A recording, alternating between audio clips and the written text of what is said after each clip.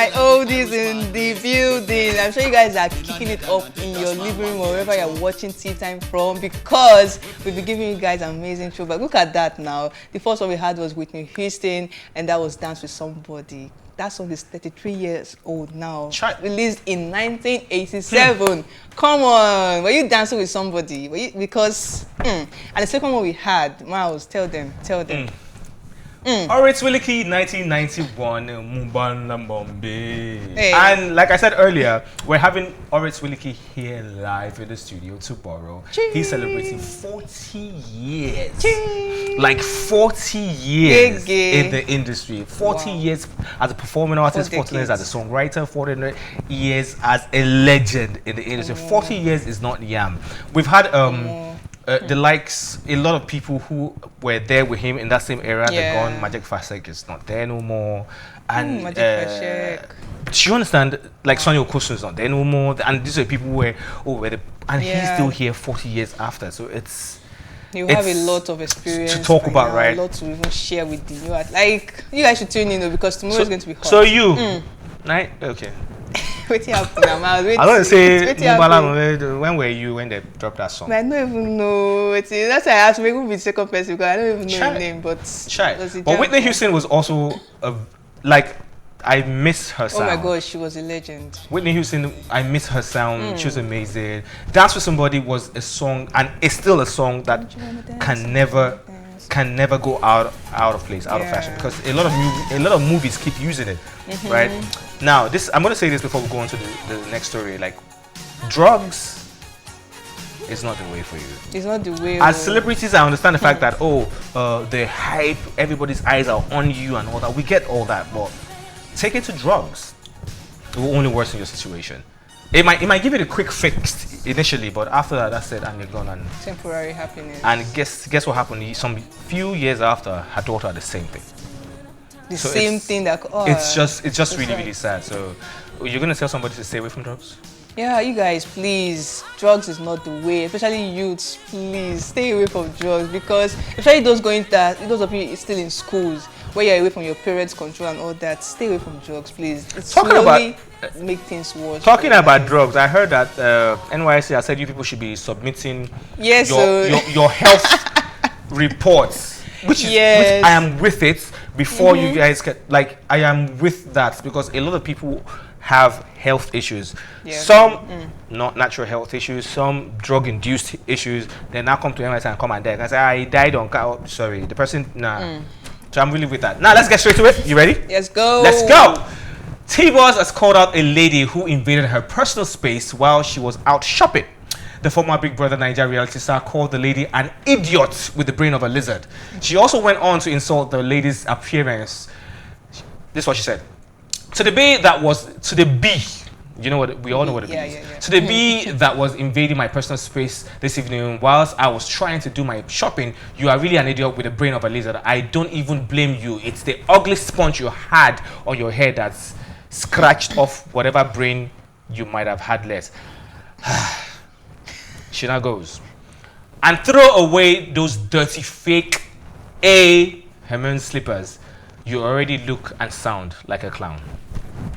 Okay, this is a lot of, trash talking to be said online that you should have done physically. Now I want to understand what was this personal space invasion that actually happened, because we need to know the extent of the invasion and why didn't she, scold the person or put her off there and there. Right. Like, this anonymous rant now on social media is like, woman, you could have just told her because she might just have been a fan. We don't really know what exactly she did or how much of an invasion she did to TBoss's personal space. And TBoss, people already begin to see celebrities as, okay, when you're famous, it gets to your head, you don't even let the average, ordinary, lay people to have access to you, even take pictures, all those things, but then something must have happened for it to get to TBoss like this, for her to run, because this lizard and then insulting her appearance. Firstly, I feel that celebrities or public figures, Yeah. they have this feeling like, oh, we're larger than life, we're bigger than everybody. Oh, like nobody, don't come close to me. I know. And you called or you signed up for this lifestyle. Yeah, you know what. So it's only normal that we will come to you, want to relate with you, want to take pictures and all. If you do not want to be in the public space, stay. Do you know how many multi-billionaires, millionaires are out there, and you don't even know, but because they didn't put themselves in that. Like, I am rich, but I don't want to put myself in the top space. You went for big brother of all things. See platform. Everybody, Johnson, even the plat self, not the form. Johnson, Yeah. even the plat is not even for me. That you are on the platform and not for me. Do you understand? Like, now you now call the person. You said the person has a brain of a lizard. Because the person didn't give you a personal space. Guess what? Lizards will give you a personal space. A lizard will not come to you.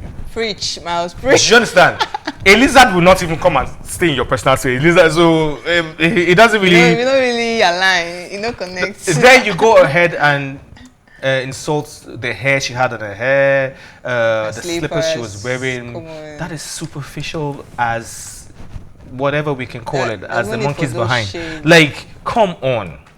Is that how we're living our life now? Okay, so if the hair on your head, do you think every human being can afford the human hair? I know some of us are still going to wear our synthetics hair and we'll still look good. Thank you. Hey, Miles, you deserve high five for one. Thank you, Jerry. I'll send you my account number. I beg. See, I just feel like this whole thing. This is a woman to a woman, yeah. And I don't even know what would have happened if it was a guy that, you know, did that intrusion and all that. Because, you know, remember on the show, TBoss had an altercation with Kemen about the whole sexual harassment and all that. Right. So if this was a guy now that maybe wanted to just take a picture with her, would she actually go this way too? Because women are actually more antagonistic to each other than to the other. That's another angle. That's what happens, because most of the time, most females, they feel more attacked by their female counterparts. And then when it gets to, like, look at now, she's now comparing the lady's appearance, knowing fully well that, okay, you're a level ahead of this person. And what makes you think she's a level ahead? No, as per fame now, we know that definitely, if that person is bigger than you, you won't have the guts to say to that B. If the person is like someone like, let me not even mention it, let me not hype anybody, because because no, there's level and there's levels. So she must have felt like that person is way beneath her for her to, you know, throw the person like this. I don't even see. Anyways, I understand the fact that celebrities are humans at the same time. Yeah. They need their space. They need you to, I know, but if you're in the public face, I have to put my head to the back because I'm vexing. If you're in a public face and you put yourself there, you need to be ready to accommodate all these things. I know. I think she didn't handle it too well. Yeah. Maybe she handled it well. I wasn't there, but from what she put out there, like. Yeah. But then some fans can be extra. Oh, trust me. Some fans can be extra. Oh, yeah. You see what happened with Ruga during this performance? You see what happened? Like, some fans can be extra. So. But when you put yourself out there as a icon of a sexual icon, people will come at you now. That's what Ruga was doing. But then that was a bit extra. Let's take this story real quick. All right. And we'll come back to something interesting. Now, Simon Leward Boseman, the late Black Panther actor's wife, has finally shared the reason for keeping Chadwick's 4-year battle with colon cancer under the radar. She revealed this in a conversation with Whoopi Goldberg for Good Morning America, which was her first official interview since her husband's passing in August 2020. She had this to say. She had this to say. Like, she said something about why they didn't talk about it and everything. Like, So since Chadwick passed away, Simon has accepted several posthumous awards on his behalf. They include a Golden Globe for his work on Levy Green in Ma Rainey, Black Bottom, an Emmy Award for his voice in What If, and a Critics' Choice Award for Ma Rainey's Black Bottom. Now, I love the way how they kept it.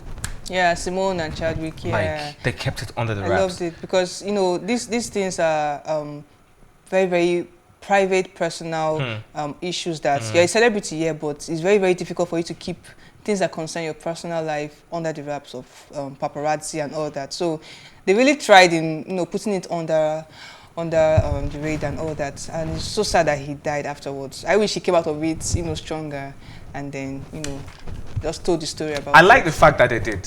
I love it. As in, I am blown away by the fact that they just kept it on the. Even I didn't know, with all my apropos-ness. Like I didn't know there was something that deep going on with that guy. And COVID came, and COVID just. Our Black Panther. Like bless him, his legacy lives on forever. And as in, I am so proud of his wife. Like she kept it together, and it's not easy losing a loved one. It's not like at all. Some of us who have, we understand. So.